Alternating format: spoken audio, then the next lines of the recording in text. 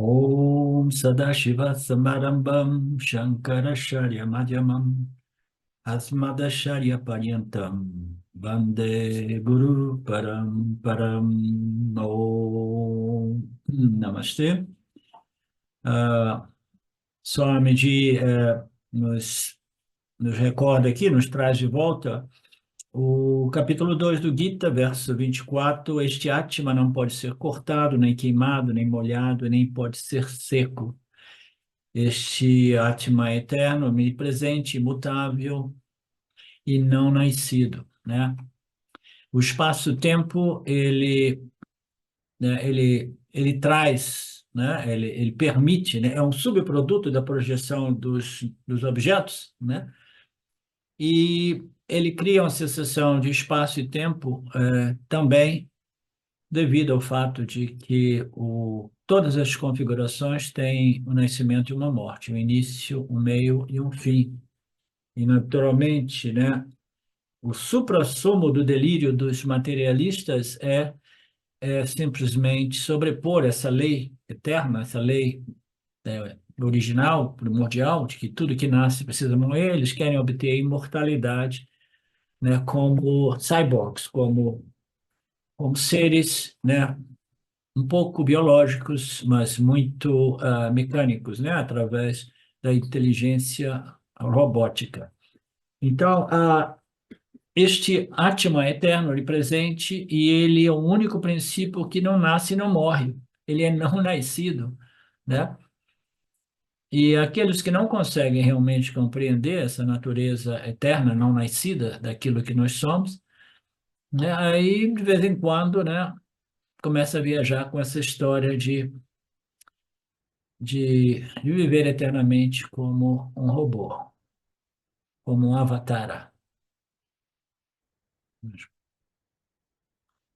Então, tudo isso nós já vimos, né? Essa natureza do espaço é chamada Sangatvam. Da mesma forma, livre de associação, acomoda tudo sem se manchar, sem se impactar, sem entrar em contato, sem se associar com nada daquilo que está sendo acomodado dentro do âmbito, né? Tal qual o espaço, a consciência Brahman é como, assim por dizer, o espaço do espaço, ela acomoda o espaço, que por sua vez acomoda os namarupas do universo, né? Sem ser contaminado por nada. Isso nós vimos no Kathopadishad também, né? Não é contaminado nem pela ordem, nem pela desordem, né? Ok.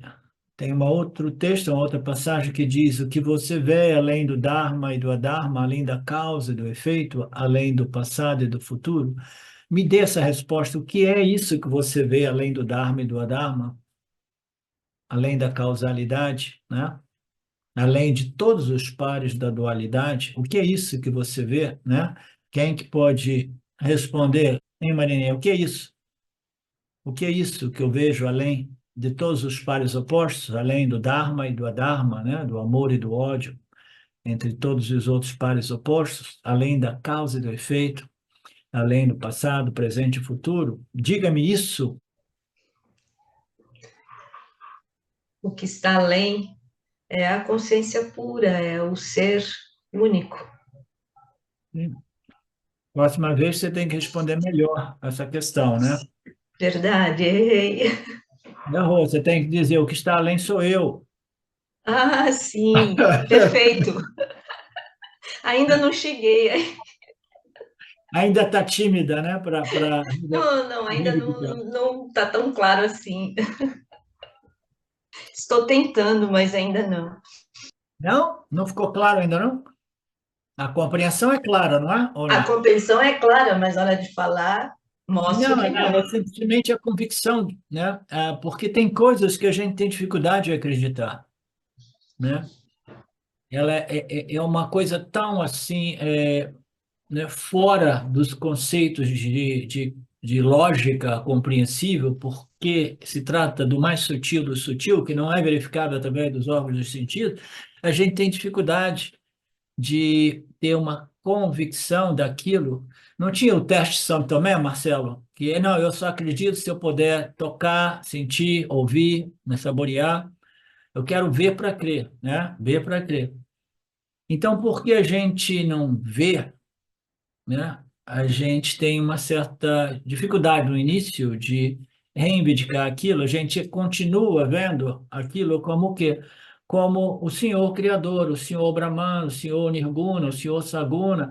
A gente ainda fica projetando, entendeu? Este é o último estágio neste processo, é o processo de reivindicar Brahman como eu mesmo, a consciência como eu mesmo, a minha real natureza. Eu sou Tatvamasi, Aham Brahmasmi, eu sou esse Brahman. Sim, Tatvamasi, você é esse Brahman, né?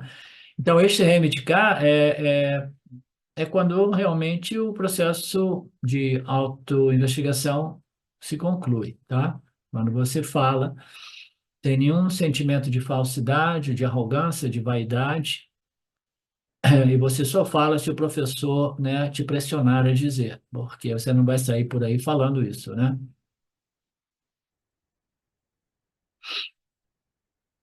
Ok.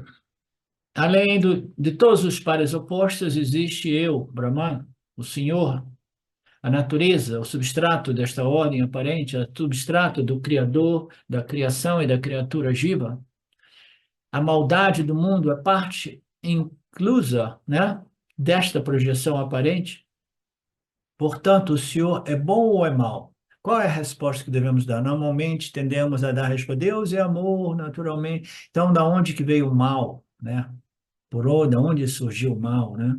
O bem e o mal pertencem a este mundo empírico, no qual todos os pares opostos, eles mutuamente, eles sustentam um ao outro. O mal não existe sem o bem não existe sem o mal. Você não pode existir, haver somente a experiência do bem sem o mal, porque o bem se torna irrelevante, né? Porque não existe mal. Todos os pares opostos, eles dependem mutuamente, né, dos seus opostos.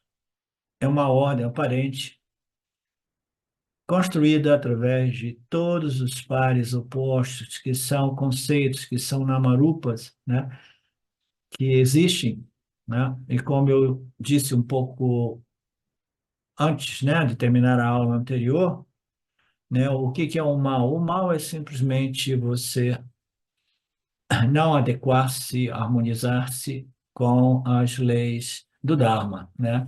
Isso cria grande mal, né? Os pares opostos, o Senhor vem dentro dos pares opostos. O Senhor, ele é o substrato de todos os pares opostos. O Senhor é a consciência na qual todos os namarupas que são definidos através do ponto de vista de pares opostos, bem e mal, né?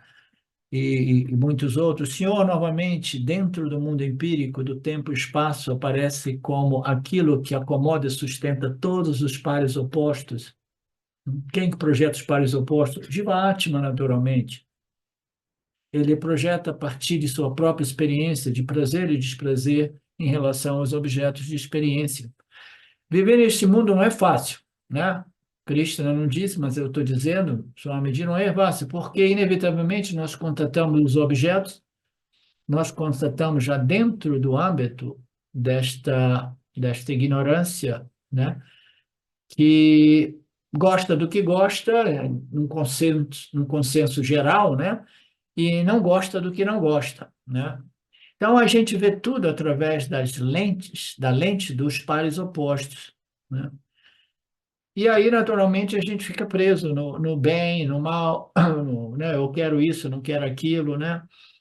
Eu quero ser alto, mas eu não quero ser baixo. Eu quero ter cabelo, ou eu quero ser careca.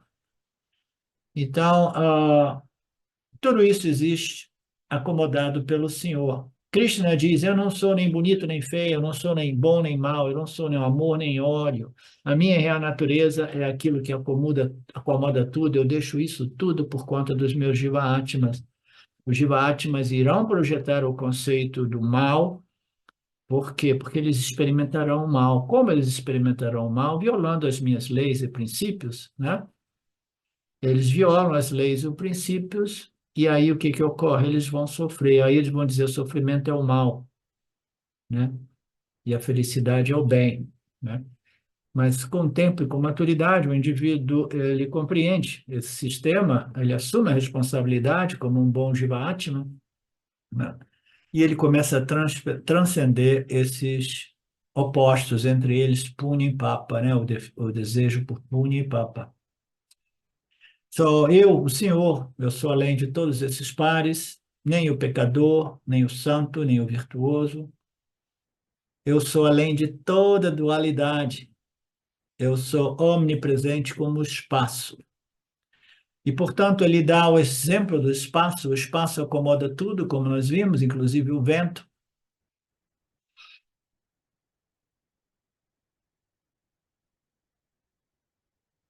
Em outros lugares, um perfume vindo de algum lugar, um incenso é mantido.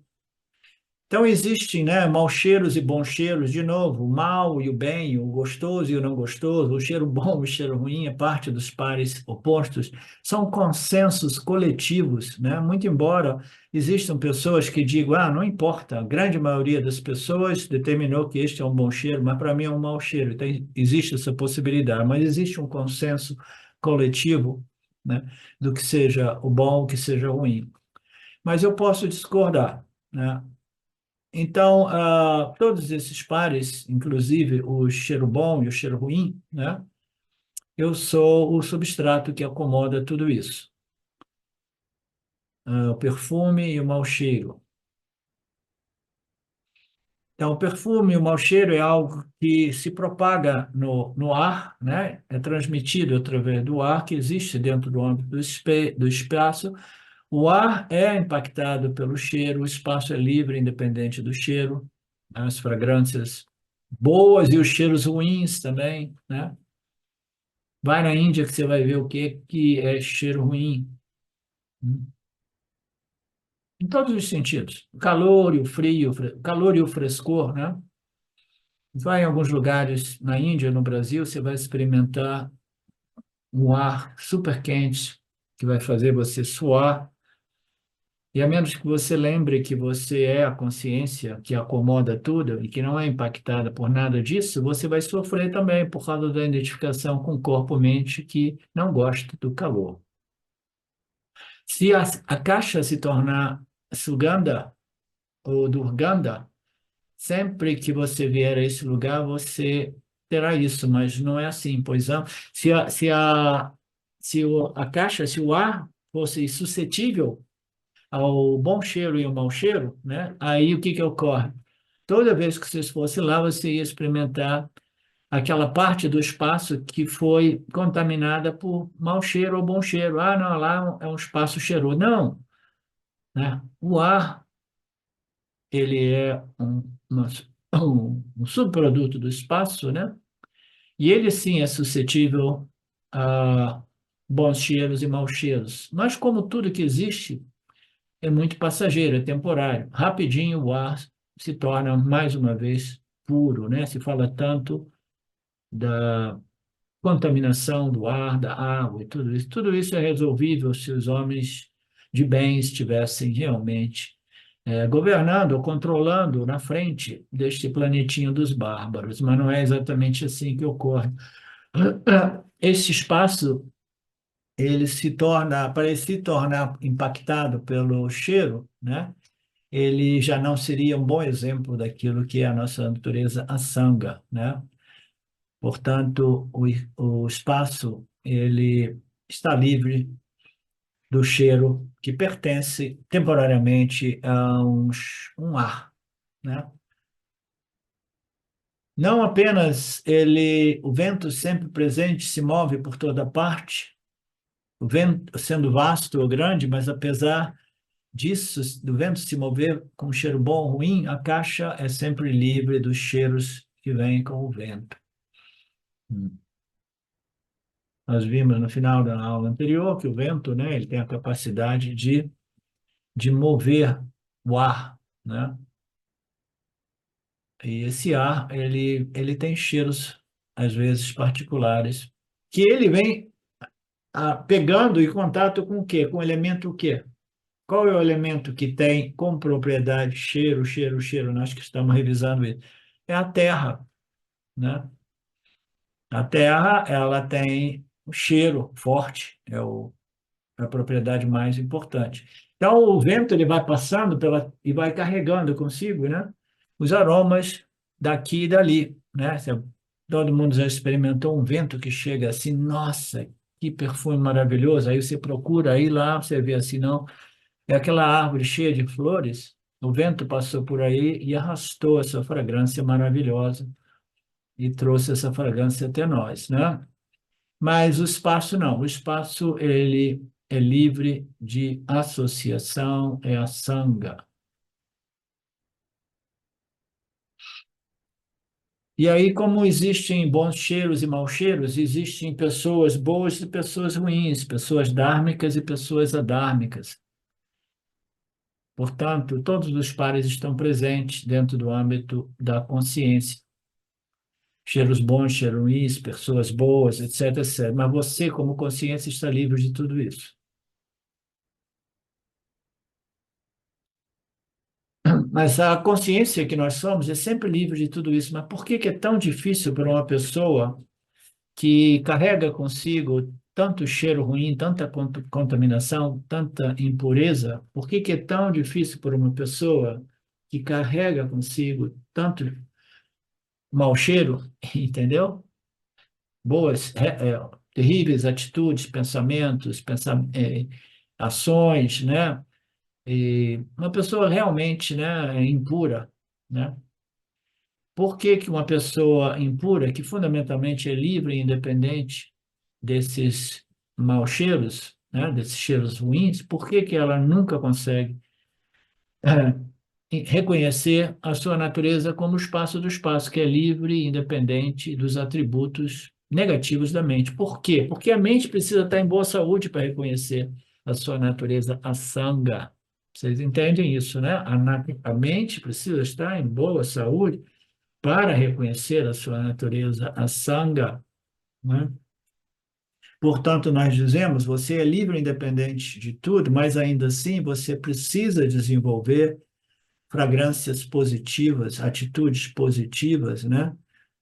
Purificação do corpo, mente, tudo isso é indispensável para que você possa eficazmente, né? Positivamente, efetivamente reconhecer a sua natureza asanga.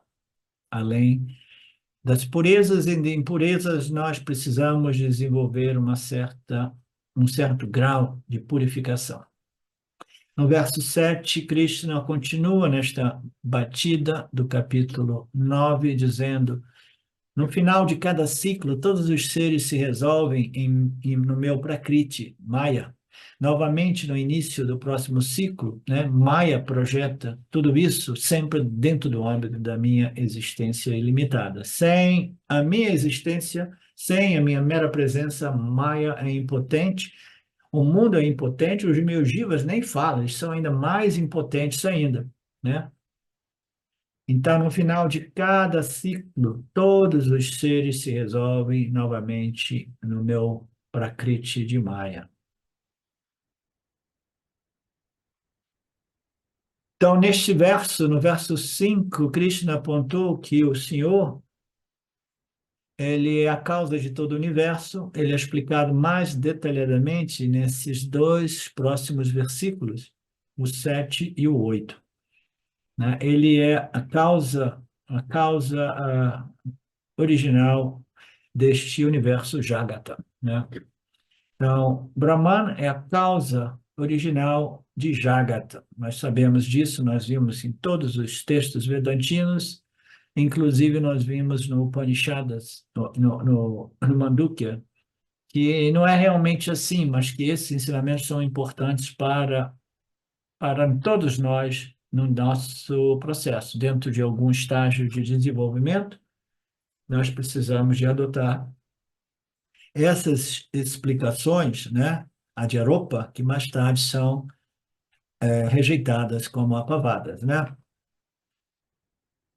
Aqui Krishna diz que antes da criação deste universo, o universo já existia dentro de si, em forma não manifesta, potencial ou semente, porque nada pode ser criado de novo. Esta é uma lei já muito bem conhecida também no âmbito da ciência. De acordo com a lei da conservação, matéria e energia jamais podem ser criadas. Mesmo uma grama de matéria não pode ser criada por ninguém. Nem mesmo Deus, o Criador, é capaz disso. Portanto, este universo é sem originação, sem criação, mas este é um outro assunto, né?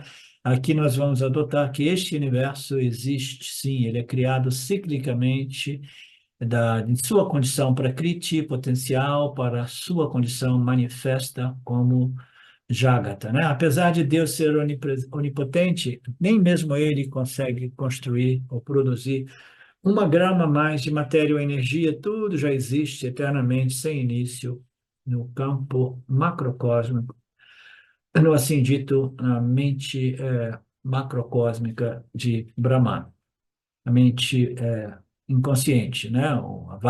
O campo das vasanas, né?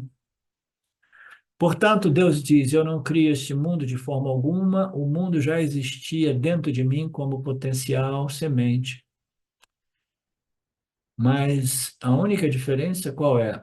Não desta maneira desdobrada. O mundo existia em forma de semente, ele se torna desdobrado de modo tangível, né?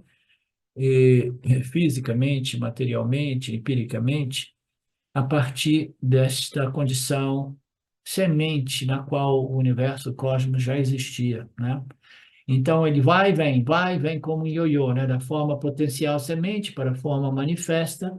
Então isso ocorre tal qual ocorre a semente em relação à árvore, nós podemos observar tudo isso. O ovo e a galinha também. Quando nós vemos uma criança adulta, a mãe diz: Este é o meu filho. E este filho, ele é maior do que a mãe, né? E a gente pensa, como é que esse filho saiu de uma mãe tão pequenininha assim? Mas quando ele saiu, ele era simplesmente uma sementinha na barriga da mãe, né? E aí ele cresceu para se tornar mais alto, bem mais alto do que a mãe, né? Então, esta é a forma, né, mais potencial, sutil, inicial.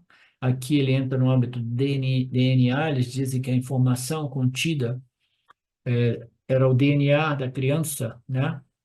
E existe tudo ali para o desenvolvimento daquela criança para se tornar um adulto bem mais alto do que a mãe, né? Se seu cabelo ficar grisalho na idade de 43, ou se você perder os cabelos, lembre-se que isso estava codificado na sua genética, né? Por isso que a engenharia genética está a tornar-se tão importante nos dias de hoje, perigosamente importante, porque muitas das doenças já estão na genética, e a genética, e esta ciência, essa tecnologia poderia servir para o bem da humanidade, mas como nós sabemos, todo o desenvolvimento tecnológico é usado contra a humanidade como armas, né? É por isso que para cada mãe e pai, o filho deve crescer sem nenhum defeito, a preocupação dos pais, etc, etc.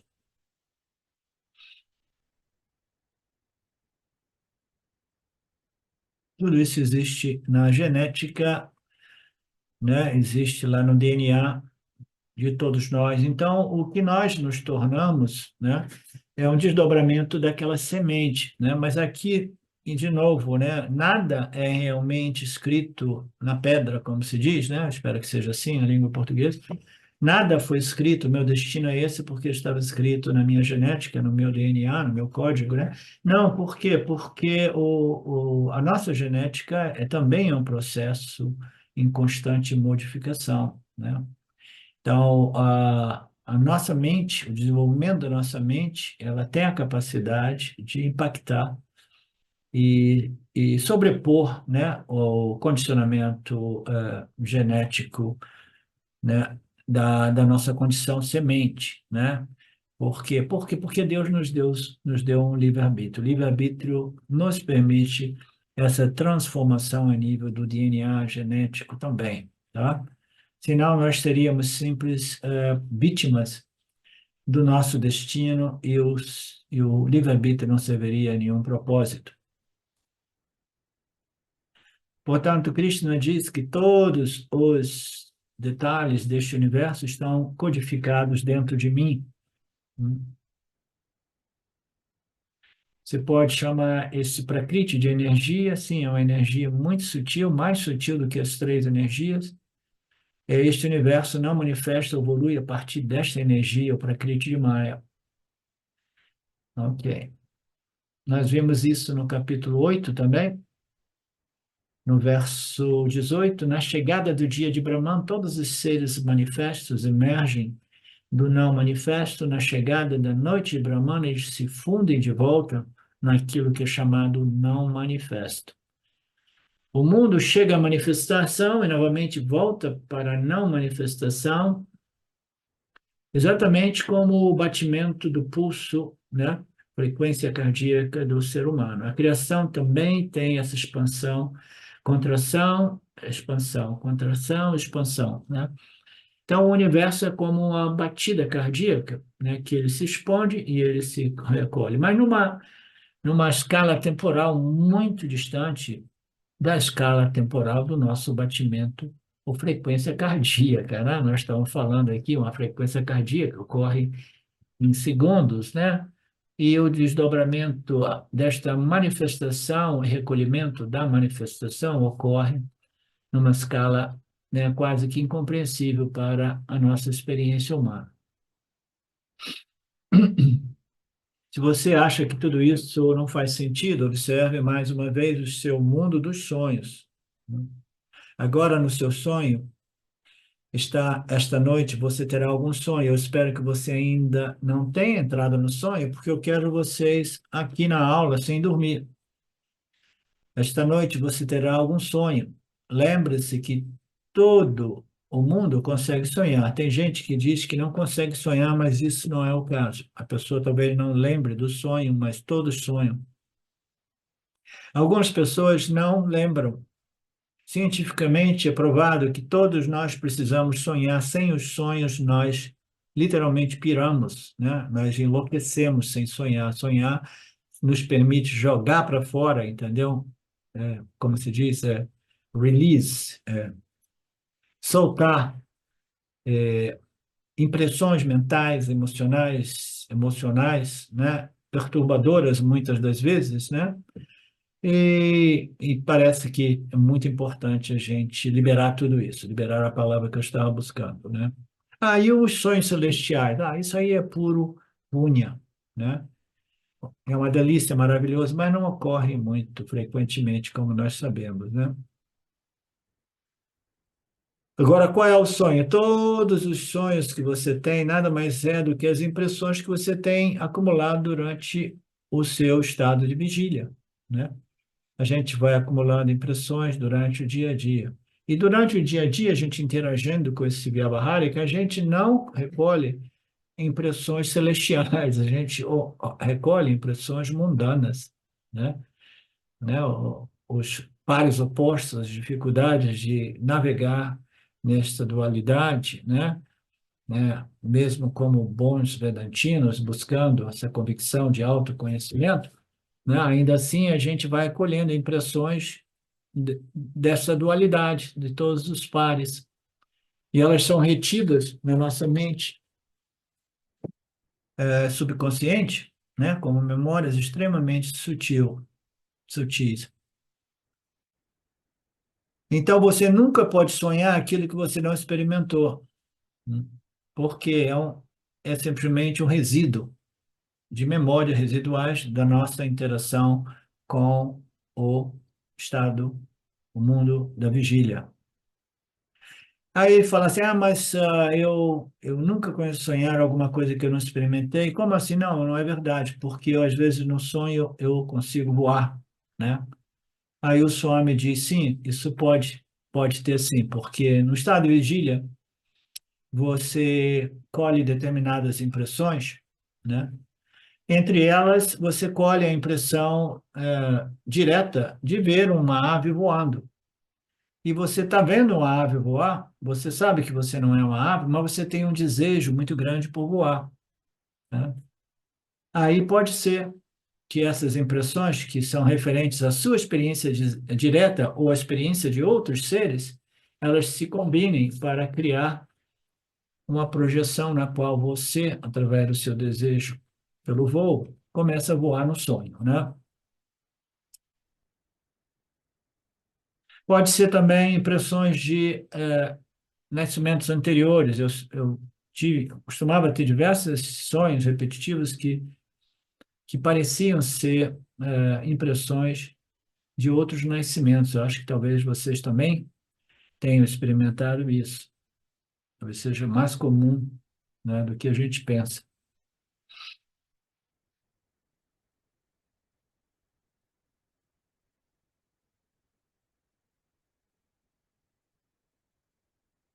Pode dizer, eu nunca experimentei isso, isso é de um outro nascimento. Tudo bem, tudo bem. É possível, sim, é possível que seja de outro nascimento. Por quê? Porque a mente, ela não morre com a morte do corpo físico, né?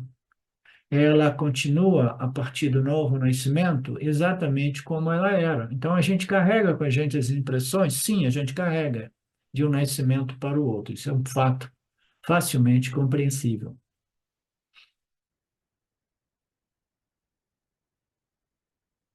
Então, os sonhos existem dentro de nós em forma semente, em forma potencial, porque são as impressões que nós recolhemos nesta vida e até mesmo em nascimentos passados. O seu sonho de hoje já está na sua mente em forma potencial, né? É como se a gravação já foi feita, aí ocorre um momento no qual, pá, o botão play, né, acionado, e aí a gravação, ele faz uma analogia, né, referente aos dias que nós tínhamos, né, o VCR, que eram os gravadores e os VCR cassetes, né, e o que será tocado. Todo sonho está dentro de Brahman, do mesmo modo que todo o meu sonho durante a noite está dentro de mim. Na forma não manifesta, nós chamamos de Maya, ou Prakriti de Maya, é a semente do universo, e do ponto de vista micro do Jivatma, né, as minhas vasanas são a semente a partir do qual os meus mundo dos sonhos é projetado, né? Então, o Prakriti de Maya e as minhas vasanas, né, que também é uma forma de energia, elas são a condição semente potencial que projeta essas manifestações aparentes. Krishna diz, na minha presença como Brahman, Krishna às vezes ele fala como Brahman, Nirguna Brahmana, às vezes ele fala como Saguna Brahman, né? Nós temos que compreender o contexto para não confundir. Krishna diz, na minha presença, né, falando como Brahman, toda a criação surge e se retorna de volta.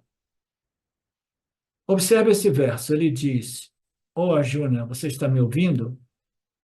Ok, ele fala, na minha presença, falando como Brahman, toda a criação surge e resolve. Observe esse verso, ele diz, ô Arjuna, você está me ouvindo? Você está acordado? Ele então está se dirigindo para ver se Arjuna está dormindo ou acordado. Ele faz uma piadinha. Eu não estou vendo esta indicação no verso, no último verso, que ele se referia. Ô Arjuna, ouça-me, né? Mas de repente em sânscrito ele está dizendo, me ouça, né? O Marcelo costuma dizer, me ouça, né? Quando eu falo com o Marcelo. Então, ele está dizendo, me ouça, né? Você está me ouvindo? Talvez seja isso, que a tradução não realmente apresentou. Ele está se dirigindo a Arjuna para ver se Arjuna está realmente acordado ou dormindo. Por quê? Porque ele está ensinando para toda a humanidade, mas através do Arjuna. E ele não queria que o Arjuna dormisse, né? Ele fala, eu aqui ensinando para todos vocês, eu não preciso me preocupar, porque mesmo se a metade de vocês estiver dormindo, pelo menos eu tenho uma audiência de 50% de vocês, né? Tá brincando. Portanto, eu não me preocupo. Mas no caso do Krishna, ele tinha só Arjuna. E se Arjuna dormisse, ele estaria perdendo 100% da sua audiência, dos seus estudantes, né? Então, essa história é simplesmente para ver se o Arjuna estava dormindo, né? Eu não sei como é que ela apareceu aqui nesta passagem.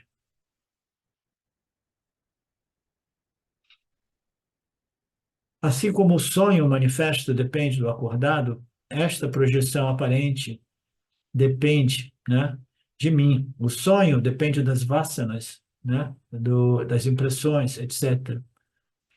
Hum. Esses samskaras, essas vasanas, elas pertencem ao indivíduo desperto que, quando dorme, né, aquelas energias retidas na mente subconsciente, como impressões, memórias sutis, elas se projetam. Então, a pressão, as vasanas se tornam sonho. Eu sou o substrato de ambos as projeções. Eu sou o substrato, né, da projeção de Maya e Ishvara, e eu sou o substrato da projeção do mundo dos sonhos do Jivatma. Naturalmente, como nós sabemos, né, aquilo que nós somos, a consciência, a existência, é toda pervasiva. Se é toda pervasiva, ela é o substrato de tudo. Por quê? Quando a gente sonha, o que que ocorre? A gente experimenta uma dualidade particular no qual o mundo é contido, né, obtido por objetos sutis, mas ainda assim que estão ali. Eles passam rapidamente, se modificam rapidamente, não dá muito tempo para a gente estruturar a experiência e compreendê-la, mas ainda assim a gente está experimentando aquele mundo dos sonhos, né? Como é que a gente experimenta aquele mundo dos sonhos, né? A gente experimenta dentro do âmbito da consciência. A consciência, ela pervade a nossa experiência do mundo desperto e a nossa experiência do mundo dos sonhos. Não é assim, Mariné? Não? Eu sou substrato de ambos esses campos de experiência. Experiência existe na dualidade, experienciador, experienciado, e isso tudo só pode ser experienciado, revelado, experienciado pela consciência no âmbito de si mesmo. Né? Então, eu sou o substrato de ambos os mundos. E ambos esses mundos, muito embora ele pareça se resolver, o mundo dos sonhos se resolve no desperto, né? Na condição do sonhador, uma vez ele se torna desperto, né? Mas, em realidade, ele se resolve em mim, na consciência, porque o desperto nada mais é do que a consciência, né? Então, tudo se resolve neste Prakriti de Maya, que é a condição semente de todo o cosmos. E tudo depende de mim, até mesmo o Prakriti de Maya depende de mim, por isso nós dizemos que tudo se resolve na consciência, tudo se resolve dentro de mim, a consciência. Não fiquem assustados, esta batida cardíaca do universo, do cosmos manifesto, é dito durar 2000 Kata Yugas, que são, não sei, bilhões, trilhões de anos na nossa escala temporal. Então, existe uma boa possibilidade que esse recolhimento não ocorra durante a nossa vida, né? Não se assustem, não vai ocorrer no futuro próximo, né? No final deste kalpa, deste ciclo de Brahmaji, um dia Brahmaji, que equivale a dos 2000 Kartyupa, vai querer dormir, é Maya que vai dormir. Quando Maya dorme, ele leva a Brahmaji com ele, recolhe todos os jivas, como nós sabemos, e recolhe todo o universo projetado. No final deste ciclo, deste kalpa, né, então tudo será recolhido. Então, quando falamos de criação, as dimensões ou medidas, elas são maiores ou menores. Não sei se você leu uma notícia hoje, né? É por um triz, errou por um triz, tá? Aqui errou por um pelo, errou por um triz, ou passou perto. O meteoro, Swami diz que passou muito perto do nosso planetinha dos bárbaros. Muito próximo significa o quê? 800 mil quilômetros, aproximadamente. As medidas parecem próximas para os cientistas, mas para nós parece que é muito distante, né? Mas os cientistas dizem que se tivesse impactado a Terra, algumas cidades seriam destruídas, né? Como nós podemos observar, a vida, a condição da vida, o milagre da vida em nosso planeta é sempre ele pendurado por um fio, né? Porque existe o potencial para um desastre cósmico a qualquer momento. Todo o tempo, ele diz. Os meteoros estão passando o tempo todo, né? É como se fosse um fogo cruzado. Assim, no fogo cruzado dos meteoros, no mesmo modo que os militantes cruzam fogo, quando esses meteoros que estão, né, fazendo um fogo cruzado em torno do nosso planetinha, quando eles acertam o planeta, as crianças morrem, né? Muitas pessoas morrem. É como se o meteoro estivesse produzindo um fogo cruzado, mas que, pelo menos durante esta vida nossa, ainda não acertou o alvo, que é o planeta, né? É dito que algumas cidades evaporizariam, desapareceriam, e que seria uma explosão igual a muitas bombas Hiroshima. Então, da mesma forma, aqui também, o final de um ciclo não será no futuro próximo. Então, todos eles se resolvem em mim, e no início do próximo ciclo, nada foi perdido, tudo foi retido em sua condição potencial semente, né? A criação aparente nunca termina permanentemente. Eu faço algumas edições. Quando a gente fala de criação, eu estou falando, estou botando ali um aparente também. A criação aparente nunca termina permanentemente. Ela é aparentemente sem início e sem fim. Mas existe, como nós sabemos, um fim, né, do nascimento humano através do autoconhecimento e o assim dito moksha, né? Não existe um fim permanente para a criação. No máximo, a gente tira uma soneca ou descansa entre uma criação, uma manifestação, outra. Aí Maia se levanta e ele puxa Ishvara da cama imediatamente. Ishvara puxa todos os seus jivas, puxa o Jagata e tudo inicia novamente. Ok. Recorrendo. Então, este ciclo aqui é um ciclo do Pralaya e do Laya, né? A batida cardíaca que envolve uma infinidade, né, de Karti Yugas, né? Mas eu aproveito para tocar um outro tema rapidamente aqui, é que existe, embora o universo ele não se recolha realmente, né, em sua condição semente num tempo mais breve, mas em tempos muito breves, civilizações, elas também elas desaparecem, tá? E um exemplo é através de um evento cósmico, tal qual um meteoro. Tá? O meteoro bate, pum, acabou a civilização humana, nós sabemos disso, né? Uma guerra nuclear muito generalizada, com armas potentes, pode também acabar com esta civilização, fazer de modo que os sobreviventes retornem a uma condição semelhante à idade das trevas, o que significa a nossa civilização já foi, né? Então, as civilizações neste planeta, segundo as pesquisas, né, é, elas vêm e vão mesmo, né?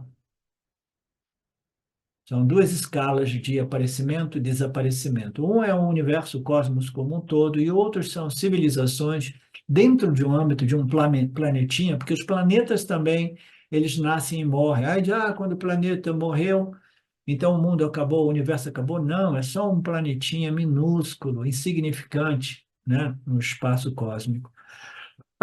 Então, são graus diferentes de resoluções. Recorrendo à minha Prakriti, eu crio repetidamente toda essa multidão de seres que vive de modo indefesos sob o controle do Prakriti de Maya. Então, Maya, o todo-poderoso Maya, ele é o chefão. Ele diz, não, agora cansei de tudo isso, vou recolher todo mundo. E as pessoas, não, agora, pô, agora mesmo que eu arrumei um relacionamento bom, agora que eu estava quase para obter moksha, isso e aquilo, você vai recolher tudo. Não, somos todos indefesos diante do poder de Maya, né? E eu crio repetidamente toda esta multidão de seres que está em defesa, impotente, né? totalmente sob o controle de Maya. Portanto, esse versículo também é uma explicação da natureza, a causa, né? Causa do Jagata, né?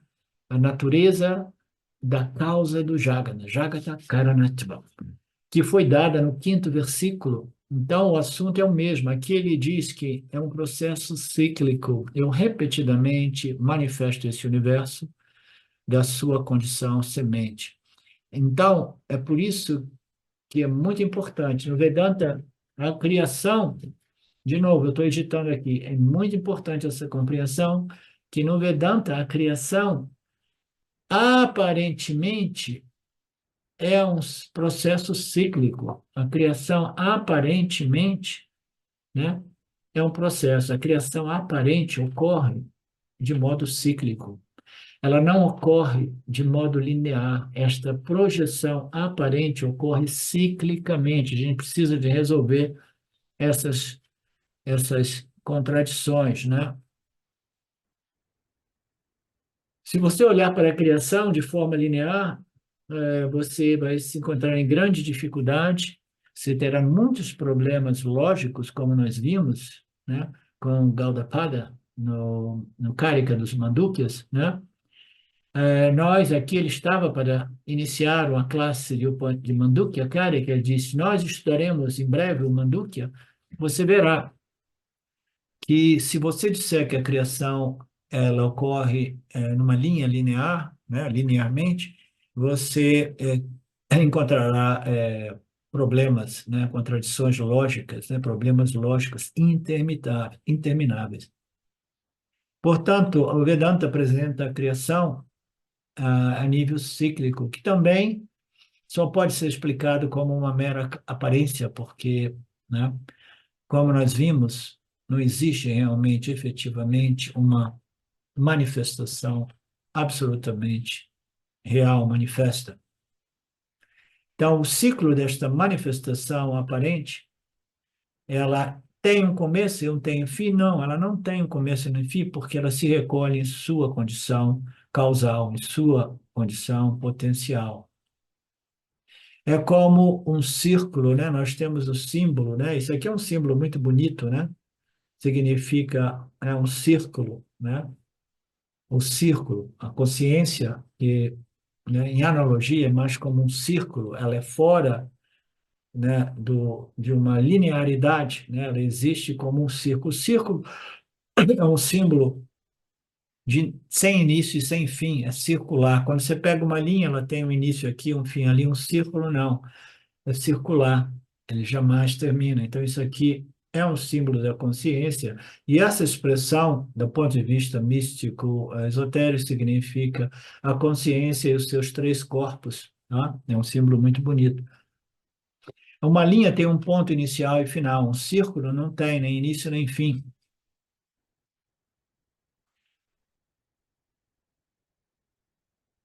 Portanto, nós precisamos tomar cuidado com conceitos que são puramente ilógicos, que não possuem respostas lógicas, né? É como se alguém estivesse fazendo uma pergunta: se uma bala imparável atingir uma parede impenetrável, o que vai acontecer? Né? Uma bala imparável atingir uma parede impenetrável. Então, a pessoa vai pensar um pouquinho, dizer, tem alguma coisa errada com esta investigação, com esta questão, ela é ilógica, porque se a bala é imparável, a parede não pode ser impenetrável. Essa bala deveria furar a parede, né?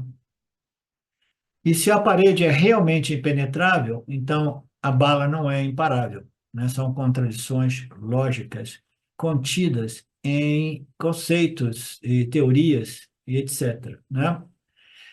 Então, para uma pergunta ilógica, você não pode ver uma resposta lógica. Se você apresenta uma questão ilógica, você não pode haver uma resposta lógica. Portanto, a questão a respeito da criação, que se ela foi originada linearmente dentro de uma escala de tempo, é totalmente ilógica. Portanto, a Krishna diz, tem acontecido sempre, sem início, indefinidamente. Posso ir até o final da aula, diz o Swamiji, explicando mais uma vez esta condição cíclica do aparecimento deste universo. Se nós quisermos realmente encontrar o ponto de originação desta criação, a gente vai encontrar tantos problemas ilógicos. Eu não vou nem entrar também no âmbito, porque nós vimos recentemente, né? É simplesmente impossível.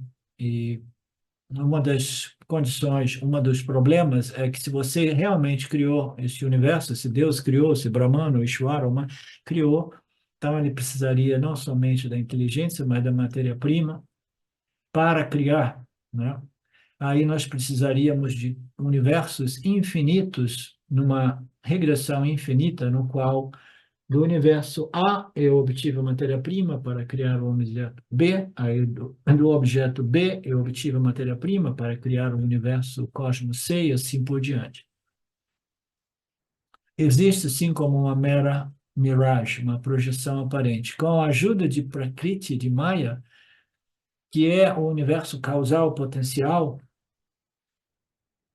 eu projeto esse universo. Do mesmo modo que você, né, projeta, ou eu projeto, ou Maya, através de nós, projeta o mundo dos sonhos a partir de nossas vasanas. As vasanas é a matéria-prima na qual este universo aparente, o universo dos sonhos, é projetado, né?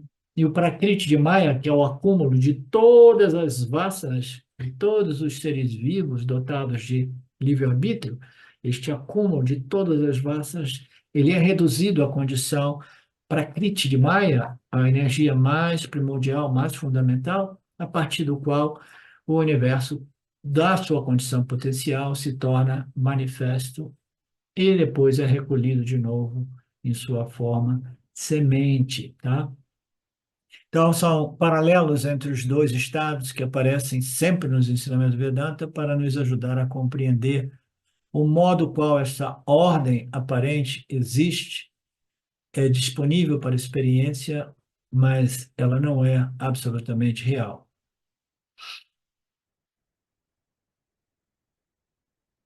Ok. Então, a última frase aqui.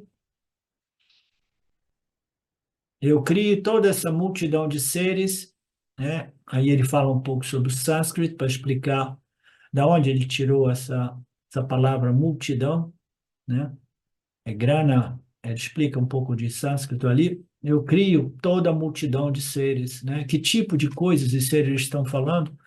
Ele fala de seres que são impotentes e indefesos, os jivas. Não só os jivas, mas todos os jivas, não só os humanos, mas todos os jivas são indefesos. Qual é a diferença entre o jiva humano e os outros jivas? Porque o jiva humano ele tem a possibilidade de sobrepor o seu código genético, né? E começar a construir a libertação do samsara ou um futuro melhor.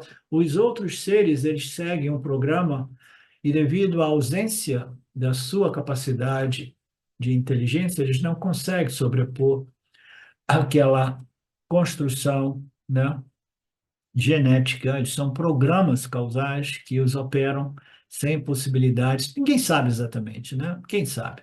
Como é que o cara deixa de ser o ser, deixa de ser um cachorro para ser um ser humano, né? De repente ele vai estabelecendo, né, alguma inteligência, desenvolvimento de inteligência, de punha. Ninguém sabe exatamente. Mas aqui o Senhor me diz, é por isso que vocês precisam lembrar, se vocês sofrerem muito, cometer suicídio não é a solução, saiba que a dor e o sofrimento servem para exaurir o seu karma. Se você quiser sair pela porta da cozinha cometendo suicídio, saiba que você volta exatamente através da mesma porta da cozinha, na mesma condição mental e emocional. O próximo nascimento talvez seja ainda pior, seja uma cozinha ainda mais suja, cheia de pratos, panelas e louças para serem lavados. Portanto, não cometam suicídio. É considerado um papa muito alto no âmbito da cultura védica, né? Ninguém pode parar este processo. Os jivas são indefesos, impotentes. Se existe somente um meio de sair deste processo, né? Do Prakriti de Maya, a projeção do universo. E este único modo de sair desse processo é chamado de moksha. E aí a analogia da roda gigante, Uma roda gigante está ligada através da eletricidade, ela está sempre girando, girando, girando, e você não consegue sair da roda do samsara, né? É uma roda muito particular que envolve nascimentos, vida, envelhecimento, morte, renascimento. Então, esta roda do samsara, ela não para, mas você tem que arrumar um modo de pular dela, pular fora dela, né? Este pular fora da roda gigante do samsara chamado moksha. Não existe um modo de você desligar a roda, só que você, de modo que você possa sair confortavelmente. Não, você tem que pular mesmo, tá? E é isso que estará acontecendo. Vocês pularão desta roda do samsara porque tudo que você precisa é dar esse pulo, né? E como é que você vai dar esse pulo, né? Aí ele fala, continue neste processo vedântico, assistindo, participando, que o pulo ocorrerá quando você menos esperar. Esta é a promessa dos Upanishads e do Vedanta. Ok? Assim nós concluímos este arquivo e amanhã nós continuamos do próximo. Om Purnamada Purnamidam Purnamudachyate Purnasya Purnamadaya Purnameva Vashishyate Om Shanti Shanti Shanti Om. Namastê.